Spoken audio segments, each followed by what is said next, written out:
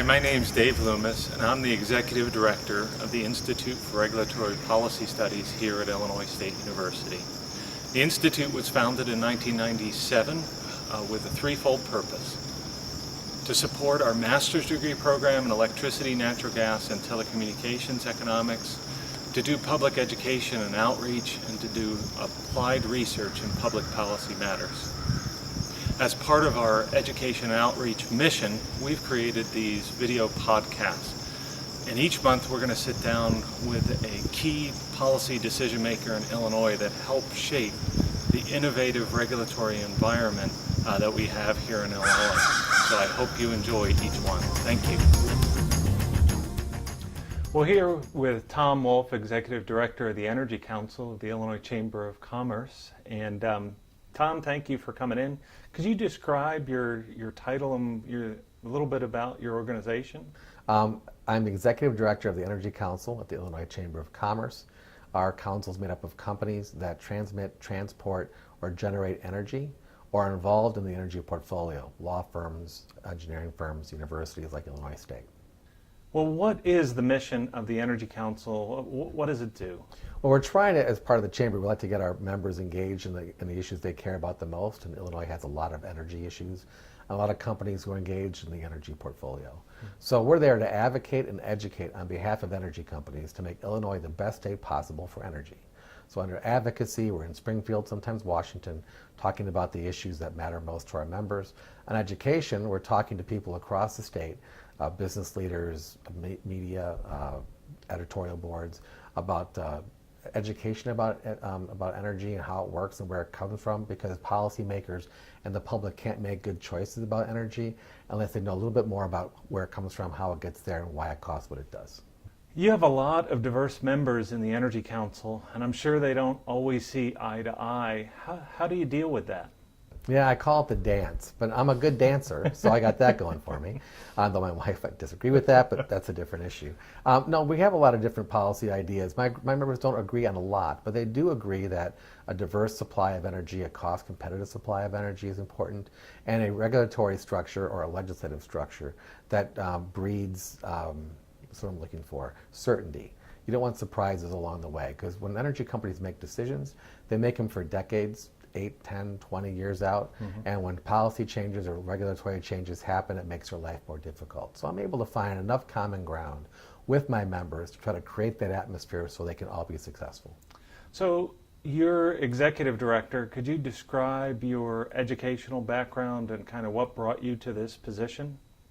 Well, surprisingly enough, I'm an international relations major from the University of Wisconsin. My emphasis was on Soviet American history, which tells you how long ago I graduated, when there was a Soviet Union. And I was basically in the consulting world. I did government relations consulting, business consulting, and I moved to Chicago in 1991 for a girl who I married, so it all worked out good. And I was a consultant for about 18 years in Chicago, working with all different kinds of clients, some of them energy clients.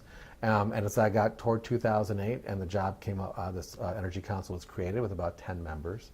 I saw it as an opportunity to really get out in front, learn more about something that I knew was really important to our daily lives.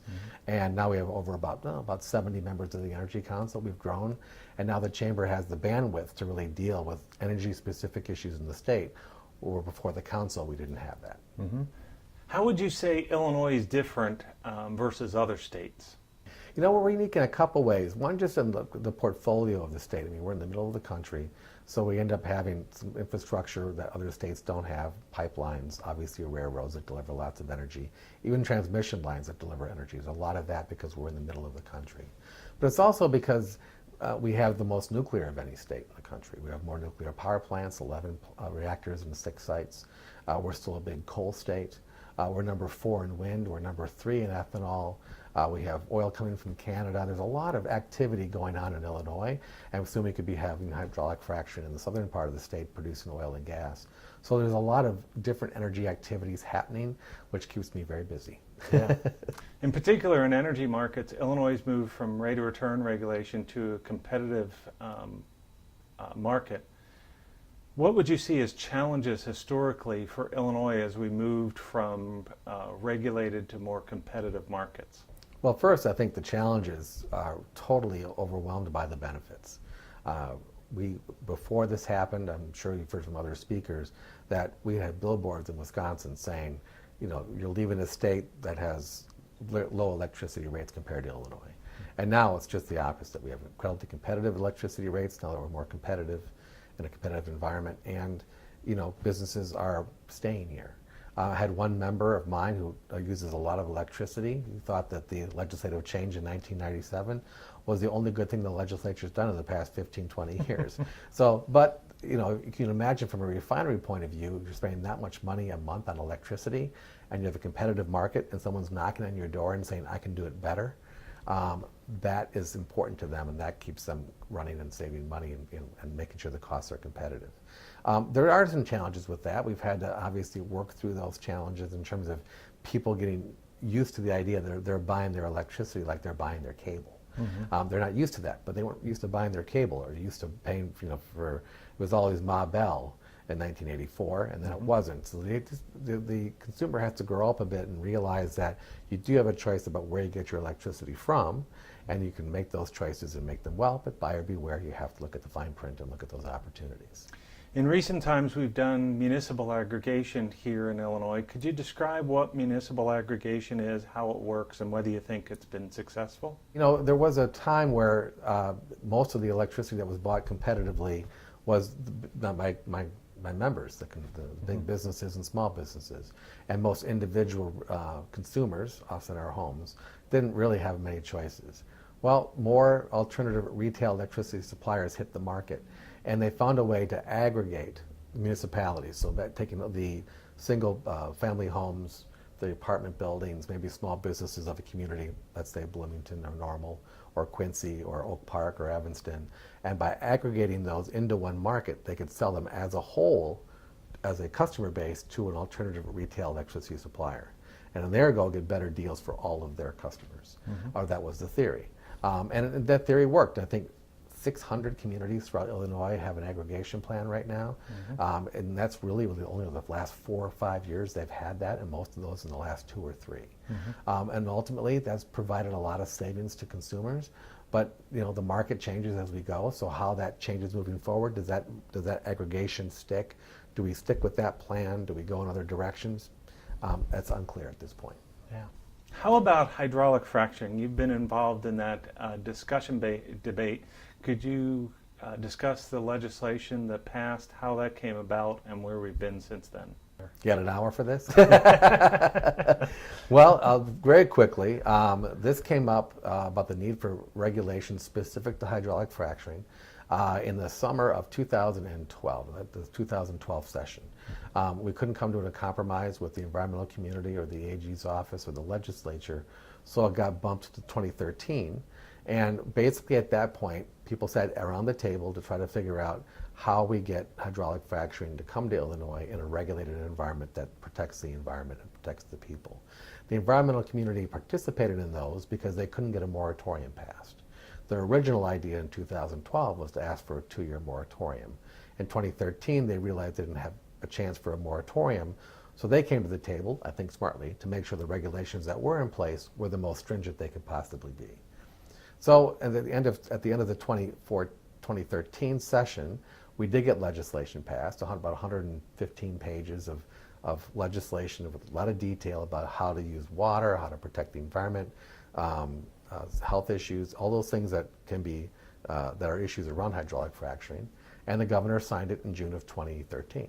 Now we sit here in June of 2014, and we're still waiting for the rules from the Illinois DNR to get promulgated, to get written, so we can do permits, so our members can actually drill in the shale play in southern Illinois. So let me a couple of ideas around that. Mm-hmm. One is where. I mean, basically there's a shale called the New Albany Shale that covers pretty much southern Illinois and parts of Indiana and Kentucky. Mm-hmm. But where they think the geology is mature enough, and I'm not a geologist, this is what geologists tell me, where they think the geology might be mature enough to produce oil or gas is in southeastern Illinois, south of Effingham, kind of over to the Indiana border, west maybe as far as Washington County, which is about 45 minutes east of St. Louis. So that kind of central, southeastern part of Illinois is where the land leases are being done. So when the rules are done, the permits are given, that's where they're going to start looking for oil and gas out of the shale. To be clear to everybody, though, they're really looking for oil. I mean, gas has a pretty good market. Obviously, we use natural gas for a lot of things, but natural gas is $4 a million BTU, and oil's at $100 a barrel. So they're hoping they find oil, and they might find it, but we don't know until they actually start doing test wells and find out how much product they get out of the ground, what product they do get out of the ground, and how much it costs to do it. And then it won't be politics, it'll be economics that dictate whether or not we produce oil and gas out of Illinois. Geology and economics. As we talk about different shale plays across the United States, different ones have gas and oil. Could you give us a description of the different shale gas plays across the U.S. and whether they have gas or oil? Well, the large ones are southern Texas, which has oil and gas, depending on where you are. Western Pennsylvania, which is mainly natural gas. And western North Dakota, which has been oil and natural gas, but for the most part, they're focusing on the oil, again, because of its value. But there are like 12 other states that are doing or looking at hydraulic fracturing. We're not the first men on the moon when it comes to this technology. We're hopeful in Illinois that there can be an oil and gas boom in our state. Hopefully when the regulations are done and hopefully when the permits are given, then we can begin to increase our oil and gas production. No one really knows what's going to come out or how much of it it's going to come out. That's why you need the permits to do the test wells. We're crossing our fingers. I've had a range of opinions from different people in the state, from producers to geologists who thinks it's a sure bet, to those shake their heads and go, no, wait, never is going to happen. But those are just speculation. I want the shale play to cooperate. I hope it does and gives us oil and gas, so that brings economic development with it. If you look at western North Dakota, and we're not going to be as big as western North Dakota, but I mean, they're looking at 1 million barrels of oil a day now out of western North Dakota. They were doing 40,000 barrels of oil a day in 2006. And the economic boon in that area is amazing. I mean, the jobs and the ancillary jobs, direct and indirect, and the tax revenue. North Dakota, a state of 700,000 people, has an annual $1.2 billion infrastructure fund that's cash. It's not bonded because they have all the extra money from the oil and gas industry. They have it in cash, but they don't have enough people to do the work, so they hardly ever spend the $1.2 billion because there's enough workers up there to build the roads they need to build. I would love to have that problem in Southern Illinois. And full disclosure, the Illinois Chamber hired me to do an economic impact of the New Albany shale play for Illinois. But you did a good job, too, well, so full disclosure. Thank you. And in that process, you've been on the record of a number of energy projects saying that it shouldn't all be all about jobs. Could you explain your meaning behind that? You do the job study because people want a sense of what we're talking about.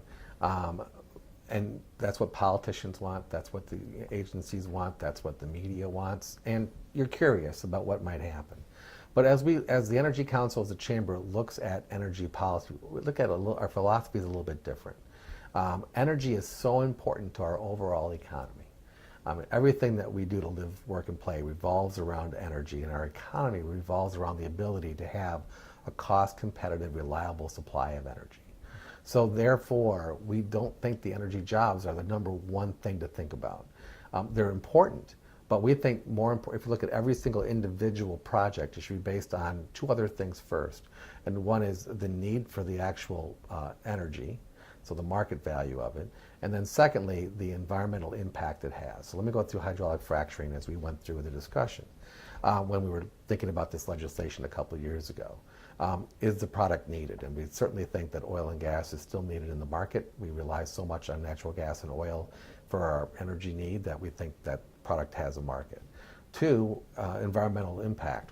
Though some people will disagree with this, we think you can, in a regulated environment, you can produce oil and gas from shale and not affect tremendously the ability to live, work, and play in that area.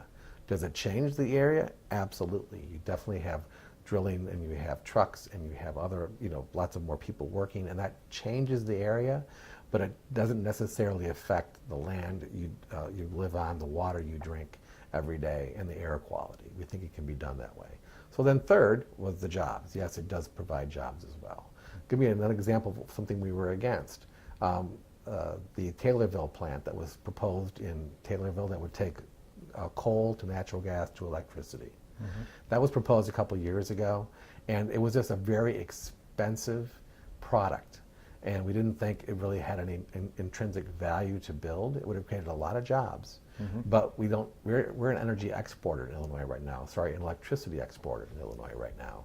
So right now, and even back then, we didn't need the electricity. Sure, it would be great to use more coal, but it would have cost a lot of money, would have cost users across the state a lot of money, and it's not worth the jobs for that, because ultimately that pain is spread out through the whole marketplace and it doesn't make sense. It's almost like a bridge to nowhere. I could build energy projects throughout the state that create energy we don't need and create lots of jobs, but that doesn't help the economy any. The last thing I'll leave on this is the Keystone Pipeline, which is the pipeline that was supposed to deliver oil from Canada down to Texas. Doesn't even come near Illinois. And I've written 5 letters to the Secretary of State of the United States on this, because he's supposed to do a permit on this, whether they build this or not. And President Obama is looking at this. And the proponents always state the need for jobs and how this will create jobs. And it's a $6 billion investment. It will create jobs. And the president says, well, the jobs is overrated in terms of the number of jobs. And I'm like, so what? If this could be built for $1 and create 2 jobs, it should still be built, because it brings oil to market, and oil always finds a market.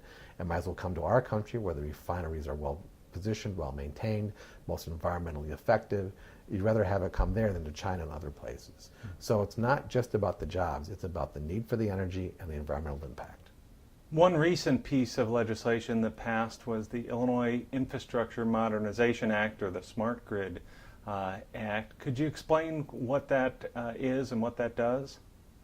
Yeah, smart grid's kind of confusing. It means 15 different things to 15 different people.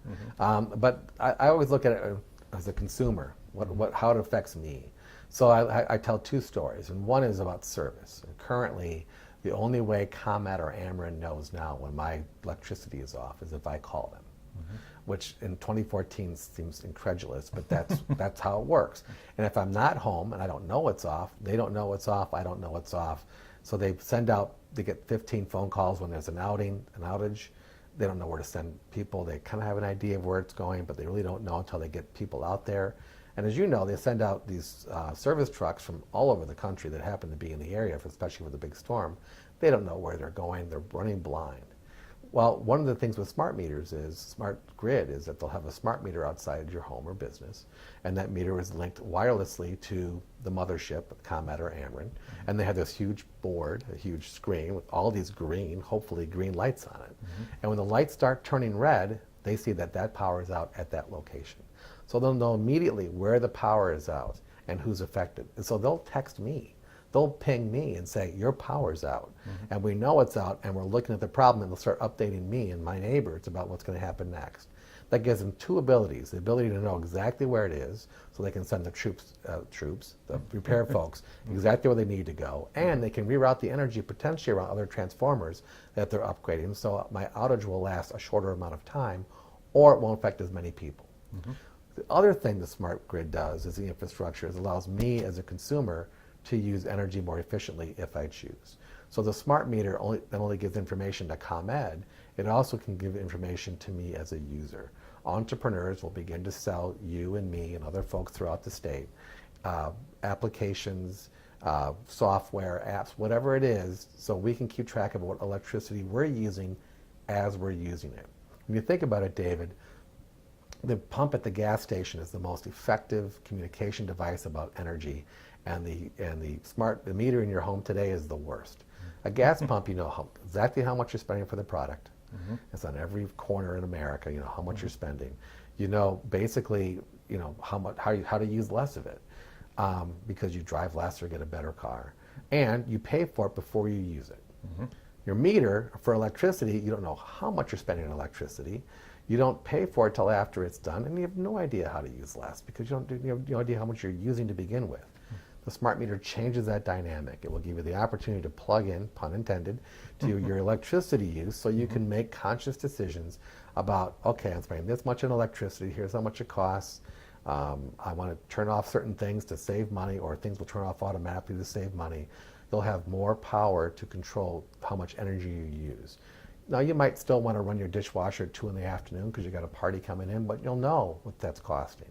And there's also, it's an infrastructure device, so there's already folks inventing things to run off of this, globes that glow certain colors. So if it glows red, you're spending more than you want on electricity that costs too much. If it's green, you're doing okay. To even more complicated things like a refrigerator that Westinghouse is now producing that has a chip in it that wirelessly connects to the internet, so it knows when to buy, when electricity is cheapest, so it will only cycle up when electricity is cheapest. And as a consumer, you don't do anything, you just plug it in. So it'll be a new dawn of appliances, of things that doesn't make your life more difficult. They'll be easy to use once you get them installed. That gives you knowledge and power about what you're using and how much. And therefore, I think this infrastructure can be really helpful because it'll make us more efficient and a chance for all of us to save some money. Yeah. Well, you mentioned efficiency, and energy efficiency is also a big topic. We have an energy efficiency portfolio standard in the state that got passed along with the renewable portfolio standard. Can you explain what energy efficiency is and what it means for the state of Illinois? Well, I'll tell you what it means for us. It means less money. That's all, it's always about it's always about the money. To me, one of the few things all my members agree on. You mentioned the dance earlier. My members don't always agree on everything. My first Energy Council meeting 6 years ago, I had this bullet point sheet of the things we were going to talk about, things we were going to concentrate on, things that we believed in. And on page 2 or 3 and toward the end was efficiency and conservation. And to a person, everybody in that room said, no, that's got to be number 1 or number 2. And so I tell people generally that when companies who make money selling you something tell you to use less of it, take the hint. They know something, and that this thing's going to cost more over time, and the more efficient you are at using it, the better off you're going to be. So as a consumer of energy, as we all are, electricity especially, we have to find ways to heat our homes, power our cars, power our Wii's and all our toys, and find more efficient ways to do it. Individuals. And if people around the state do that, that obviously helps the big picture too. You don't need as much generation. You have more options in terms of that. But I think it's important to look at what I think people will do it for their own self-interest, which is fine.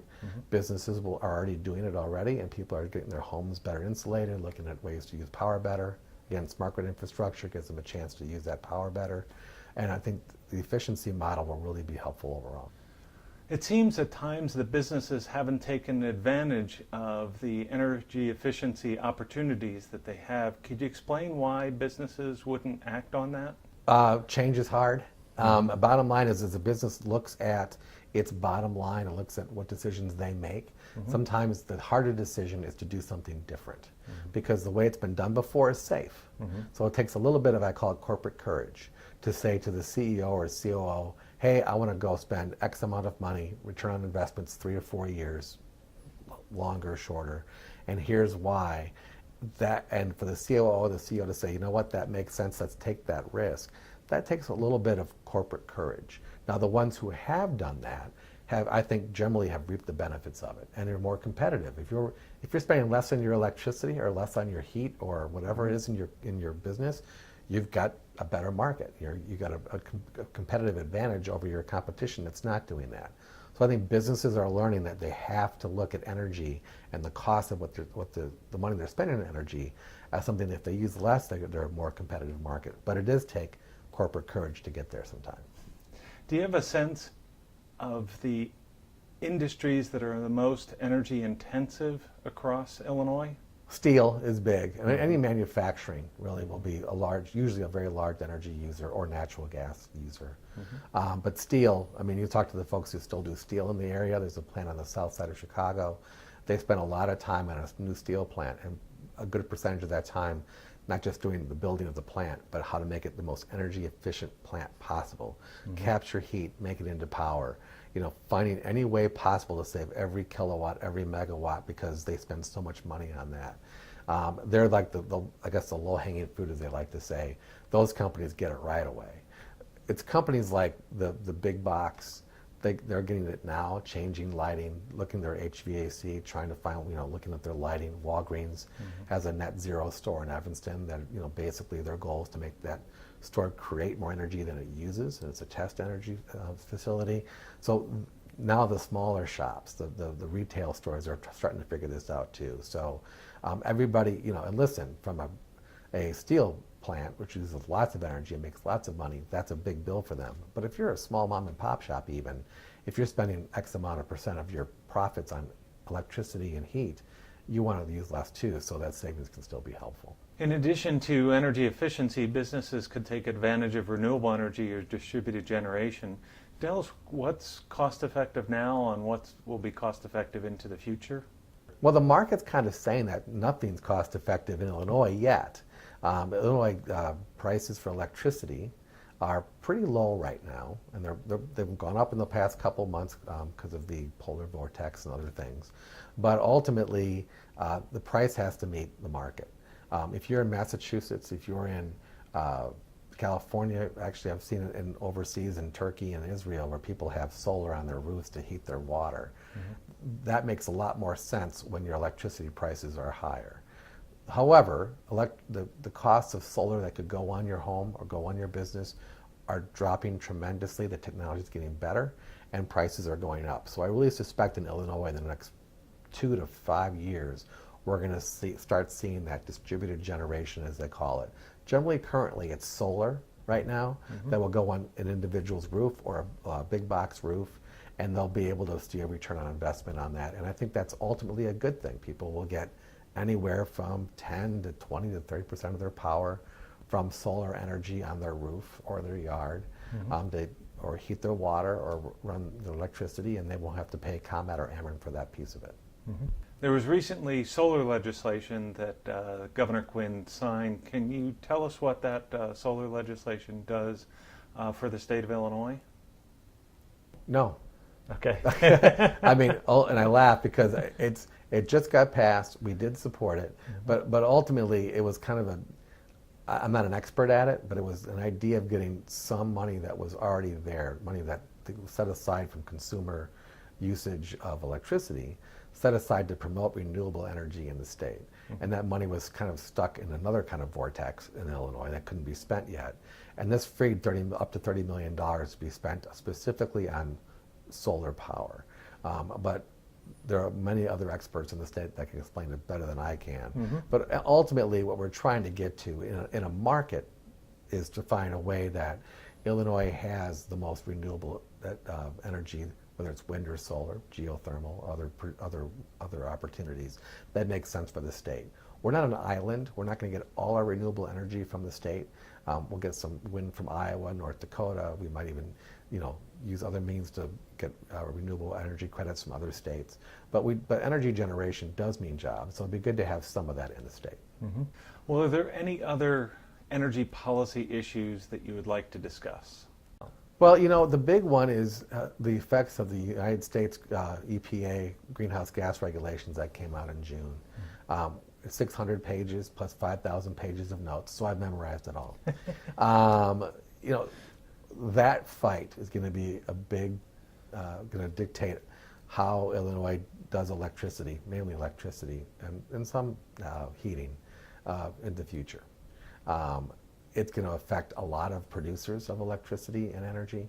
I don't know how it's going to turn out, but that's something that, though it's a policy wonk kind of discussion, and most of the general public won't understand the nuances of it, it will affect price, it will affect the environment, it will affect public policy, and there's going to be a huge battle about it. So that's something that we'll all have to keep an eye on moving forward. I have no predictions about how it's going to turn out, but the goal of lowering greenhouse gas emissions is something the administration is focused on, and they have the EPA and the Supreme Court saying they can do it. So we're going to be having that discussion, and we'll see where it ends up. So if someone was just starting out, maybe in high school or college, is energy a good field for them to pursue and look into?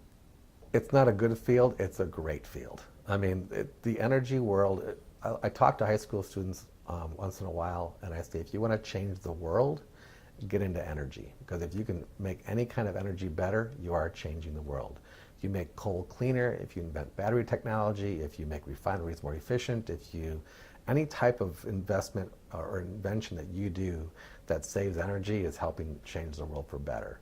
The definitely, you don't want to go my route. You don't want to, basically go the international relations route if you can avoid it. But if you're, STEM education, science, technology, engineering, math, any one of those, the energy companies are looking for smart people who have that kind of background. They'll teach you the specifics about their industry, but if you have the base knowledge of engineering, mathematics, science, or technology, they will take the smart people and they will have you grow in their company. And believe me, you'll have choices about where you go. If I can give an anecdote, my niece, who I love very much until she got this great job, she went to Case Western as an engineer in Cleveland. Mm-hmm. And she just graduated this last June, and she got offered a couple of jobs right out of college, and I think she had a job right away. She got a moving bonus to help her move there, which is probably more than I made my first year out of college. And and she'll have choices moving forward, all because she has that background, and that's good for her and good for the energy world. But that's the kind of opportunities you're going to have. Mm-hmm. The other advice I have is don't just focus on solar and wind and geothermal. A lot of young people just want to go on renewable energies, which is great. Renewable energy is a fantastic field to get into, but all energy is fantastic. I mean, we use natural gas, we use crude oil, we use coal, and there's ways to improve on those as well, not just for us, but for the world. So don't just assume that you're going to go work for a solar company and that solar is going to be the only energy in the future. In their career path, they could make lots of other energies more efficient, more effective, and change that path, and again, help save the world. I know it's a generic term, but people want to make the world better, and the energy world is someplace you can do that. Well, we've worked together on the Energy Learning Exchange and the Illinois Energy Workforce Consortium dealing with workforce issues. If you have somebody who's a recent graduate or looking to graduate soon, is there going to be a job waiting at the end of There's never a guarantee of a job, but let's put it this way. International relations person now will have much less chance than anybody who's got engineering, science, technology, or math. Mm-hmm. Listen, the opportunities are there. They're there now. When you talk to the energy companies, they talk about how their main workforce is 55 to 65 and getting ready to retire. So old balding white guys like me. And they got to replace them with somebody, and they'd rather replace it with young people who come up through the ranks. And again, they'll train them on the details, but have the knowledge, starter knowledge to get engaged. It doesn't always have to be engineering degrees or advanced degrees either. I mean, the linemen who run the transmission lines and the wires, Ameren and ComEd talk a lot about how those linemen are older and are going to be retiring. And so they'll need lineman jobs, like line people, I don't know, either way. People who run the transmission lines, do the electrical work. And you also hear from people who run nuclear plants that their nuclear operators are on the older side and are going to be retiring soon. They got to replace those. So there's a wide variety of opportunities. And, even distributed generation. You want to put solar on a house, you don't have to be an electrician to do that, but you have to be trained in how to do that. So I just think that energy, as you can tell hopefully from my tone, energy is exciting. Mm-hmm. It's changing all the time, and we use it every day. So if you want to be engaged it's like being a catcher in baseball. You're engaged in every pitch. You're part of the conversation that everyone's using. So to me, that's where I want to be when I play Little League. I wanted to be catcher. Well, to be in the energy field is just like that. I'm like part of every conversation because everything revolves around water and energy. Mm-hmm. Yeah. Well, that's an important point to underscore. It's not just a master's degree in engineering, but also students with a bachelor's degree, an associate's degree, or even a high school diploma, as long as they concentrate on those STEM education fields with an interest in energy. You'll want to get beyond the high school level, but it doesn't have to be a four-year college necessarily.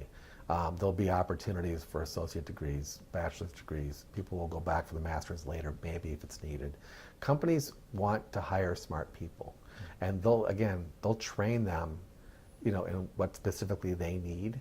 But you got to have that base education that gets you there. And believe me, there is no lack of interest in high school graduates, associate graduates bachelor's graduates who understand science, technology, engineering, and math. I mean, and it gives you options as a student about where you want to go and which direction you want to go, because you'll have a few options.